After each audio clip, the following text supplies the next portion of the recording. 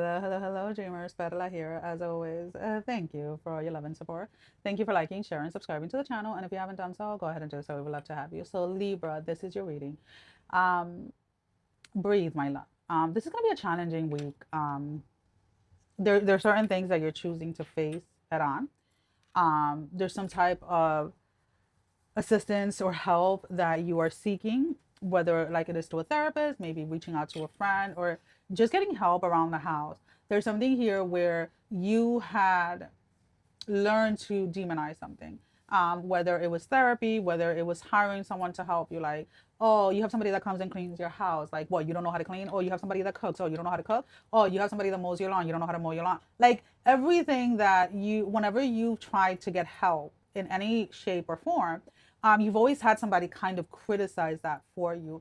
And therefore, even though you knew that you needed the help in a very specific space in your life, you would retreat from getting that help because of what said person was going to say. And during this week, you're realizing that if you don't get this help, if you don't outsource whatever this is, you're gonna feel like you're drowning. Because honestly, when I pulled the Libra, it was upside down, and it was like somebody that feels like they're drowning, somebody that feels like they are holding on by like a thread. And it's like the moment that you allow help to come in, whatever that looks like, there is a sense of like stabilization, right? Like you start to stabilize. Ooh, why am I having a hard time? You start to feel grounded. You start to feel like, okay, I can finally breathe. And now I can focus on moving forward. Now I can focus on everything else that is on my plate. And again, there are people that may not need help with certain things. And that is okay. That is wonderful for them if they can do it all on their own and it doesn't become heavy. It doesn't become like too much. But there is nothing wrong that if you sit with yourself and you're like, okay, I do not enjoy prepping. I do not enjoy being in front of a stove. I do not enjoy cooking. It is not for me. Okay. Outsource that. Whether that means that you eat out, whether that means that you have somebody cook for you, and you're buying food from them. Maybe you're having one of those places that delivers food, right? Frozen, whatever it is, outsource that shit. Like, I don't give a damn. Like, if it's gonna assist you, if it's gonna better you, if it's going to allow you to show up as yourself, then outsource that. Like, there is nothing wrong with that.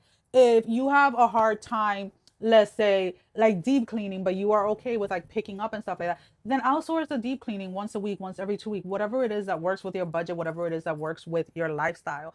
The thing here is like the not asking for help is not an option anymore. It is not an option anymore. So if you're needing therapy or if you're needing help in some shape or in some way, I would honestly sit down and figure out what that is, right? When my children were young, and I'm talking about like preschool, kindergarten ages, I worked overnight. And for me, my non-negotiable was kickboxing classes that I took 3 times a week, and taekwondo that I took once or twice a week. Now, my kickboxing classes, I was allowed to bring my kids. They would sit and color, or they would be taking taekwondo while I was doing kickboxing. And that was like a bill of like over $500 a month between myself and my 5 kids. That, when I would sit down and do my budgets and stuff like that, I shared it with a friend and she was like, do you really need to be spending that much, like, on extra on that? And I'm like, that right now is my sanity. Those 3 kickboxing classes, sometimes it was 5 a week, sometimes it was 6 or 7. Like, I'm not gonna lie. That was my stress reliever based on everything else that was happening in my life personally, right? I was raising 4 kids by myself. It was a lot on me mentally. And I was in a space where I knew that I could handle everything else in my life, right? I could do the cleaning, I could do the cooking, I could, do the laundry. I can stay on top of everything. I can stay on top of a routine as long as I get this fix. I needed that fix, and I did it for, I want to say, I held on to that for like, I want to say it was like an almost a 2 year, like it was on a weekly thing. I was there like anywhere it was supposed I was supposed to be there about 5 times a week, and on the weekends that I didn't have my kids, I was there sometimes. Like I would take like 3 classes. Like I would be there for like 3 4 hours straight, like class after class after class after class, because at that time that was the only way that I knew that I felt comfortable enough with dealing with everything that was happening, because I didn't want to break down in front of my kids in a certain way. So why is it that I'm sharing that? Because I feel that for some of you, there's something that your spirit is asking you, and you're asking yourself, well, how do I fit this into my budget?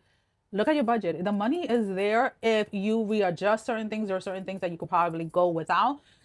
Maybe there are subscriptions that you're paying for and you don't freaking even watch TV. Cancel them shits and fucking invest in a house cleaner. Cancel that shit and invest in somebody cooking for you, or whatever it is. Like the whatever it is that your spirit is asking you for, it is asking you for it because you can make it happen, because our spirit obviously knows what is coming in, what is leaving, what our finances look like. So when something is being asked of you to do, please listen to it. Please, please, please, please listen to it, because otherwise the only person that you're hurting is yourself. And I feel that a lot of you you need to hear it is okay for you to outsource that. It is okay for you to get that help. It is okay for you to be vulnerable. It is okay for you to feel the way that you feel. Now, can I invite you to give yourself the same grace that you give other people? All right. Give me a closing message. The Temple of the Black Obsidian. The Dark Healing Chamber. I want to see what this has to say. What does it have to say? You like my nails? Look, they change color. Woo! Let me stop. For me right now, this is not my therapy. This is like my little extra thing. It's my nails. Is one of my splurges, is what I should say. The Temple of the Black Obsidian. That's gonna be over here.